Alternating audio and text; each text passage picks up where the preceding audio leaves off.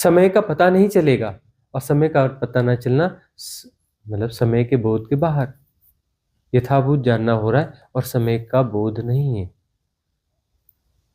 समय के बोध के बाहर कालातीत, यह तो बड़ी सुंदर अवस्था है, अच्छी अवस्था है कालातीत।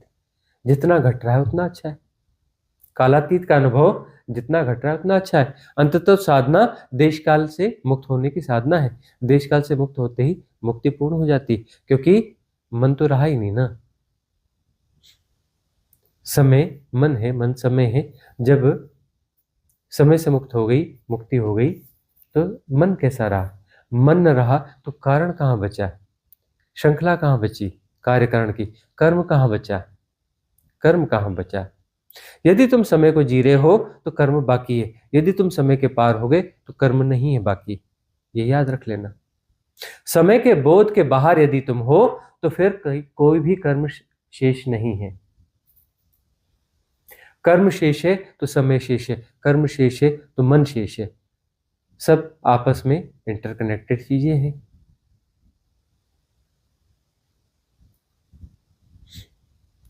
मन के पार छलांग लग गई या समय के पार छलांग लग गई, बात एक ही है। तटस्थ हो जाओ, तटस्थ होने पर यह सब हो जाता है। देश काल का हिप्नोटिज्म विसर्जित हो जाता है तटस्थता से। महामंत्र है तटस्थता, याद रखना। तटस्थता बढ़ती रहे, समता पुष्ट होती रहे, कूटस्थता घट जाएगी। कूटस्थता यानी पूरे खेल से बाहर हो जाना। कूटस्थता यानी पूरे खेल से बाहर हो जाना। बहुत अच्छा घट रहा है, सुंदर घट रहा है, हो रही है। देखो वो जो ऊर्जाएं महसूस हो रही है ना, वो टकराहट की ऊर्जाएं हैं।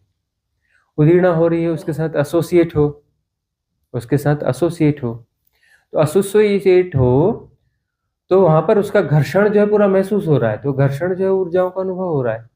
तटस्थ हो तो उसका जो घर्षण है, जो उदीर्णाओं का घर्षण है, वह घर्षण महसूस नहीं हो रहा है। उसका विचलन, उसके विचलन के साथ एसोसिएट नहीं हो तो वहां ऊर्जाओं का विचलन, ऊर्जा मतलब एक विचलन ही तो है ना। तटस्थ हो गए तो विचलन के पार हो गए ना। ऊर्जाओं का जो अनुभव है ना, वह विचलन का अनुभव है। ऊर्जाओं का अनुभव विचलन का अनुभव है।